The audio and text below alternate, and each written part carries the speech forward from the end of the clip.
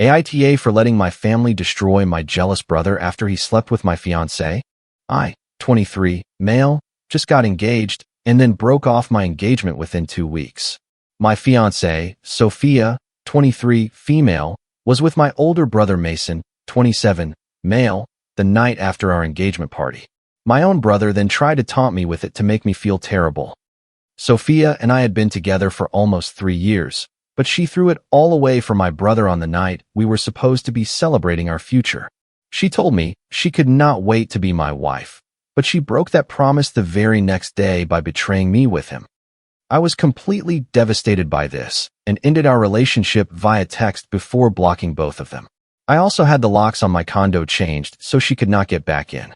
Sophia and I had been living together for a year, and everything was going great, so I thought it was the right time to propose.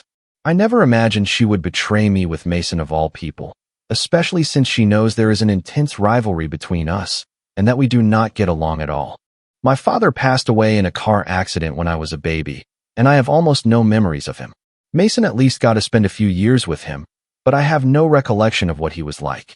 Mason never liked me, and growing up, he was my biggest antagonist. He was always a bully. My mom, being a single mother, did not really have the time or energy to manage our sibling rivalry. She had more important things on her mind, like paying the mortgage and making sure there was food on the table every night. Our uncle, my father's brother, would often come over and try to help as much as he could. My mom stayed in touch with my dad's side of the family even after he passed away for our sake. They had already lost their son, and she did not want them to lose their grandchildren too. My uncle was the only real father figure I ever knew, and he is still the person I go to for advice. As for Mason, my mother never overtly showed favoritism, but it was very clear that if she had to choose one of us, it would be him. That just made our sibling rivalry even more intense because I desperately wanted to be my mom's favorite too. Unfortunately, I always felt like I came up short. As a kid, I was not good at sports and was a pretty average student. I was skinny and did not have any talents that made me stand out, so I was always very insecure about everything. That made it very difficult to talk to people, make friends, or be popular. I was a true introvert and mostly kept to myself. Mason was the complete opposite. He was the star of the high school football team. He was not bad academically, and he had a very different build from me, as he was tall and athletic. Needless to say, being his younger brother was even more embarrassing for me because, even if no one said it to my face, I knew everyone was constantly comparing me to him and thought I was a disappointment in comparison. Over time, I learned to live in his shadow and let him walk all over me. My self-esteem really took a hit during my childhood, and I never fully recovered from it. Even up to the last day of high school, I had barely any friends, and no one really wanted to talk to me because I just seemed awkward. Things only started to get better for me when I graduated high school and went to college. I was a new person, and no one knew me as Mason's younger brother, so I really grew as an individual. I no longer had to deal with Mason's constant put-downs and could finally be myself. I know it sounds cliché, but I am so grateful that I was able to go to college in another state where no one knew me. I do not think I would be the person I am today without that experience. And I have my uncle to thank for that, because he was the one who paid for my entire college education. My mom had told me she could not afford to send me to a university so far away and wanted me to pick a community college or a state school nearby, but my mind was made up. My uncle offered to cover the costs and took care of everything. I made a lot of friends there and graduated near the top of my class. My mom and my uncle came to my graduation ceremony, but Mason was not there, even though I had attended his. After I moved away for school, Mason and I did not really stay in touch for obvious reasons. He seemed to dislike me for no reason, and I disliked him because he made my childhood and teenage years a complete nightmare. I was happy to be free of him, and we only ever saw each other on major holidays or our birthdays. Years went by, and that was the arrangement we maintained. We did not really consider each other family beyond the basic obligation. But I did reach out to him and send him a message when he lost all his money a few years ago. He had quit his stable job to try and start his own business, a high-end sneaker resale shop, but it failed spectacularly. My uncle and my mom had to bail him out when he was deep in debt. He could not go back to his old company, so he had to move back in with our mother for a few months until he could get back on his feet. Even when he finally found a new job, It was not nearly as good as his old one, but he took it because he wanted to move out of Mom's house. He was in his late 20s and felt embarrassed to still be living at home. That is what my uncle told me, and it was quite disheartening because his life was in complete shambles. I felt bad for him and sent him a comforting message, but I think he took it the wrong way and thought I was bragging or making fun of him, so he blocked and ignored me. At the next few holiday gatherings, we were not friendly, but we tried to stay civil and at least say hello to each other, however coldly. But after that message, there was no more communication between us. I wish I could say Mason's life got better, but it did not.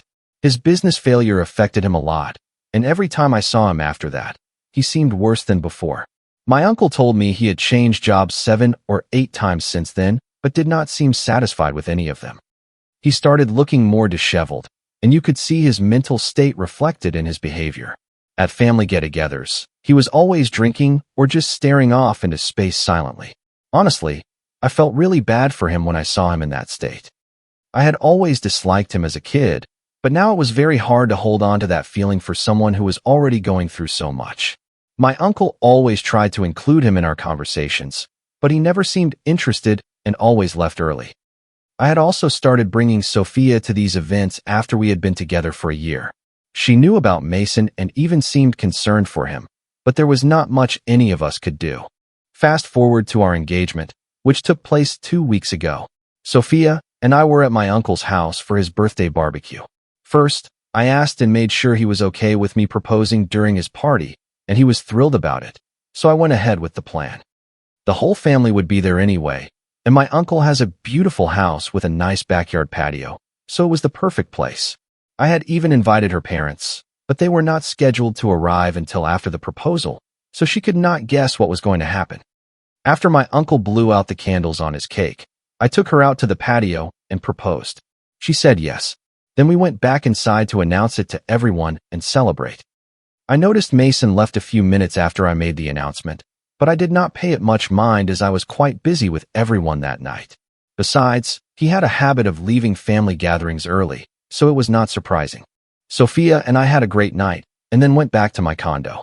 She did not mention anything about Mason or his strange behavior after we got back, which she usually did whenever we attended family events.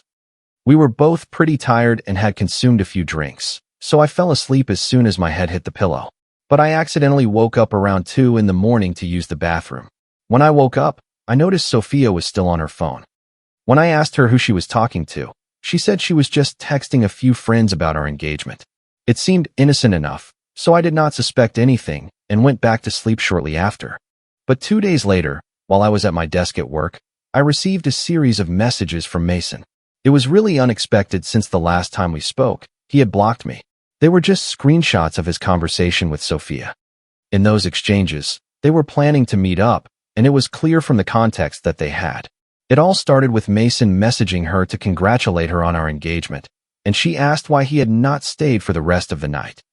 He told her he was upset about a lot of things and wanted to leave while he could because he did not want to cast a shadow on my happiness. He talked about our difficult relationship and said he felt it was inappropriate for him to be present at such a happy occasion for me, so he left. He was playing the poor, sad, misunderstood brother, but the truth is, I really would not have minded if he had stayed. He just wanted Sophia to sympathize with him so he could manipulate her more easily, and that is exactly what happened. She started comforting him and said she was there for him. She also said I was a good guy and had not tried to hurt his feelings, so she apologized on our behalf if my proposal had hurt him in any way. And Mason replied by saying he could never find someone like Sophia, so he did not even see the point in trying anymore. The guy started flirting with her, and she responded in kind, and suddenly, they were planning to meet up. I know for a fact that she went to his apartment the night after our engagement because she had told me she was going to spend the night at a friend's house to celebrate and tell her all about it. On top of that, Mason also sent me a picture of Sophia's jacket on his bed, and that was all the proof I needed. It was a malicious and disgusting thing to do, and it completely blindsided me. I took the rest of the day off as a personal day and went home immediately after receiving Mason's messages. I was crying uncontrollably on the drive home, but even with tears in my eyes, I decided to call a locksmith and start packing up everything of hers I could find. Everything I saw that I knew belonged to Sophia, I put in a cardboard moving box. Once I was done, I placed it outside the front door. By the time I finished all of that, it was almost time for Sophia to come home from work. I had not seen her since the previous night because she had told me she would go straight to work from her friend's house. Of course, now I knew she had gone to work from Mason's place.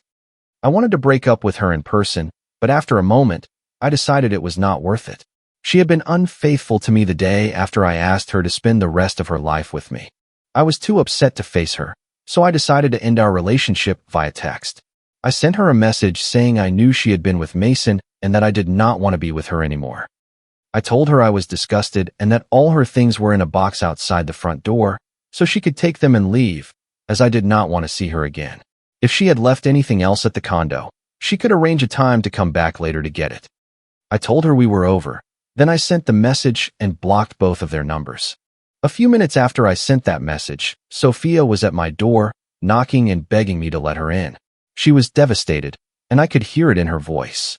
She was pleading for a chance to explain herself and kept saying she knew she had made a huge mistake, but she just wanted me to listen to her. This went on for about half an hour, and it was incredibly difficult for me to stay calm and ignore it all. But after she tried everything from crying to emotional appeals, she finally left. To be safe, I did not open the door for about an hour after the pleading stopped to make sure she was not still waiting outside. Once I was sure she was gone, I ordered some takeout for dinner, then tried to sleep, but I was so upset I could not get a wink of sleep. I wanted to do something big to get back at Mason and really teach him a lesson, but I could not think of anything. I thought about it on my own for a while, and when I came up with nothing, I decided to take the simple route and just forward his screenshots to everyone in the family group chat with the message, "This is what my dear brother Mason did to me." Then I turned off my phone and finally went to sleep. Honestly, I did not have a plan in mind or make any demands of my relatives, so what they did next was of their own accord, and I had absolutely no part in it. Everyone in the family reacted with sympathy and told me they had blocked him and were cutting him off completely. Everyone was shocked after finding out what Mason had done to me and reached out to comfort me, except for my mom. She did not speak with me for the first few days after I sent that message to everyone, but she came to see me a few days later, looking very upset. I knew she was not coming to comfort me like the others.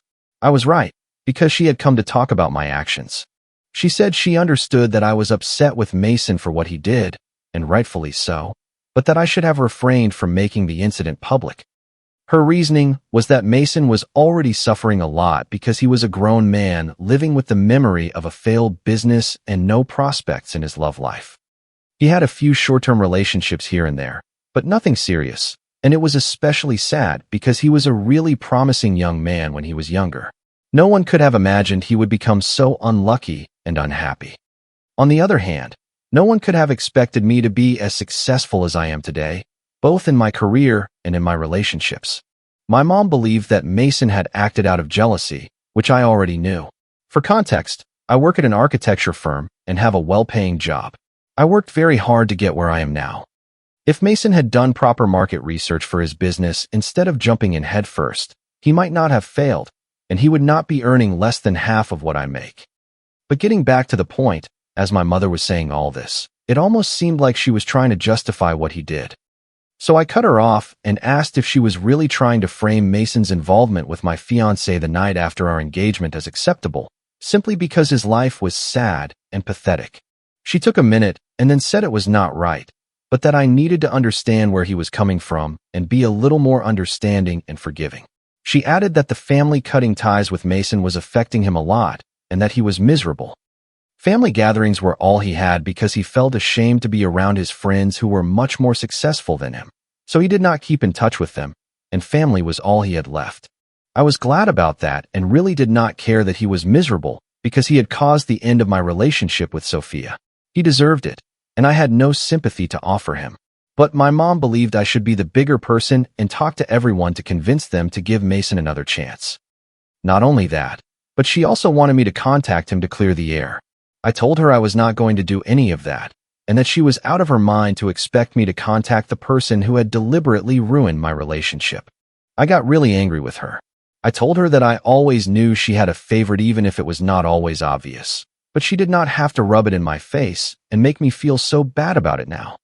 I said that if I had done the same thing to Mason, she probably would not have tried to justify it and make it seem like a small issue. She would have likely been furious, which I was certain of. She tried to deny it, and we started to argue. It turned into a big fight, and she got very upset and offended. She left after saying she would not talk to me again until I contacted Mason and tried to work things out with him. It has been a few days since then, and my relatives have been checking in on me. Mostly, it is my uncle who messages me every day.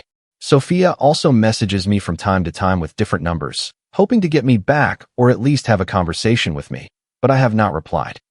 I have not blocked her from these new numbers yet, but I know I need to and that I will eventually. The only person I have not heard from since our big fight is my mom, and that really hurts me. I had mentioned before that I knew my brother was her favorite because they always seemed to have an unexplainable bond, even when I was a kid, but my mom never showed her favoritism so openly until now. I just feel very confused by what she said. I am happy with my life now, and it is not like I am depressed or anything, but I really want my mom to be a part of it. However, I do not agree with her perspective on the situation with Mason and Sophia at all. What do you think? Was I wrong to send proof to my family that my brother and my fiancée had betrayed me? Update 1. The people have spoken, and they have been heard. Thank you all for your comments on the original post, and for reading it so patiently. I am glad that many of you gave me good advice on what to do next and reassured me that I was not in the wrong, because what my mom said really made me feel like I had somehow crossed a line by doing what I did. But clearly, that is not the case, and I do not need to contact anyone. I also talked to my uncle about what my mom said. I had not told anyone about it before because it was personal and I did not want to discuss it with other people, but my uncle is family, and I felt much better after talking with him. He said he had also noticed that my mom always favored Mason over me. It was not always very obvious, but it was definitely there, and anyone with a bit of common sense could see she had a favorite. And it was not me. He said he felt really bad about what happened to me because he knew how much I loved Sophia, and yet she did not hesitate before getting with Mason, despite knowing about our history. It was troubling, but there was not much I could do. Honestly, it was for the best because I like to think I dodged a bullet. I am not completely over her yet, but I know I will get there. However, that is not really what is worrying me. My relationship with my mom is something I do not want to lose, but if she is going to act this way and victimize Mason, then I do not see how we could ever get along or reconcile. My uncle thinks I should just let it be. He said he knows my mom and also knows she will not back down if she thinks she is right. He told me not to hope for her to change her mind and talk to me because it is quite unlikely, given that she has been visiting Mason almost every day since our family cut him off. It hurt me that she is still taking care of him, even though I am the one who actually lost a relationship because of him, and a pretty significant one at that. But I also understand that I cannot change the situation, and it is what it is. That is something my uncle taught me, to accept things and let them go, and I guess that is what I have to do. I tried to argue with my mom and make her see the truth, but she was not interested in the truth. She was only interested in making sure Mason had all the support he needed. And well, I guess I will have to find my support elsewhere. Update 2. It has been almost 2 weeks since I broke up with Sophia, and she was messaging me almost every day for about a week after our breakup, but then she just stopped. She probably realized that begging me to take her back would not work, and that I do not want to talk to her or hear her side of the story. I do not even understand why she thought explaining her side of things would make the situation better because, as far as I am concerned, nothing justifies what she did, and that is that. But she contacted me yesterday, saying she needed to come and pick up some things that were left at my place. That is when I finally replied, because now we were talking about logistics rather than her begging me to talk to her and me ignoring all those texts. I told her she could come over today because I was taking the day off anyway, and it was better to get it over with.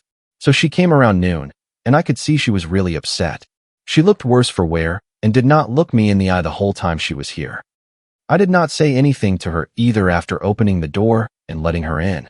There was silence in the condo while she packed her things, and I stayed on the living room couch, trying to avoid looking at her.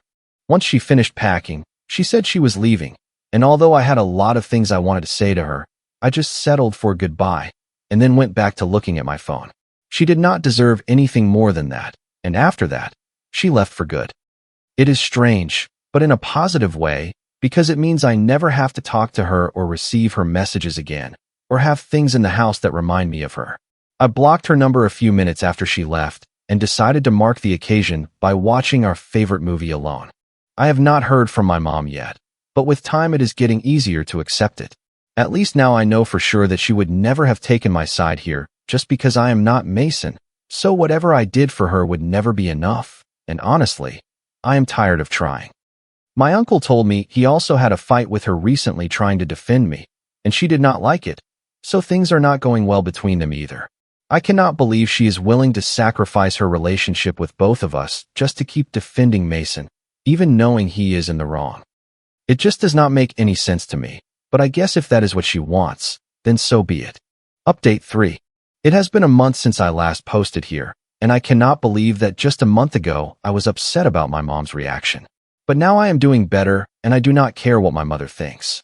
She is as delusional and selfish as my brother, and that is probably why they get along so well. They are both difficult people, and I was unlucky enough to be related to them. But now I am not connected to either of them, and I am very grateful for that, because they do not deserve someone like me. I was always too good for them, and if they could not see it, that is their loss. I have no reason to feel bad about anything, and that is why I do not feel bad that no one in our family talks to them or invites them to events anymore. They simply have no connection to us, and I couldn't be happier about it. Sophia and I have not spoken since she came to get her things for the last time because I blocked her afterward, just as most of our mutual friends did after finding out the real reason for our breakup. But my mom tried to contact me a few days ago, and even now, she does not think she owes me an apology, which is just astounding to me. Even in the last conversation we had, she kept insisting that Mason was suffering and had been diagnosed with clinical depression.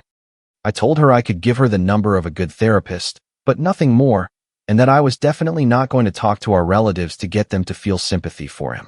And that is when she started trying to manipulate me, getting emotional and sentimental. She was really exaggerating and said that she had already lost her husband and did not want to lose the two most important men in her life now over a silly fight about a girl. It was interesting that she saw the incident as silly and trivial, because if I remember correctly, it was not about a girl, it was about my fiancée. And it was neither silly nor trivial, because Mason had intentionally pursued Sophia just because he wanted to hurt me. I think I had every right to be angry with him and never want to speak to him again. As for the rest of our family, I did not push them to do anything. They cut off contact with Mason and my mom because of their own behavior, and I had absolutely nothing to do with it. So if they want to blame someone, they should blame themselves. That is what I told my mom before I blocked her number. Now, I can finally move on with my life and leave them in the past. I couldn't care less. Comment. Sometimes, the hardest thing to do is walk away from people we love, even when they hurt us deeply. It takes incredible strength to prioritize your own well-being and recognize when a relationship has become toxic. True self-respect means understanding that you deserve loyalty and kindness, not just in romance, but in family too. Setting firm boundaries is not an act of cruelty, but a necessary step to protect your peace of mind.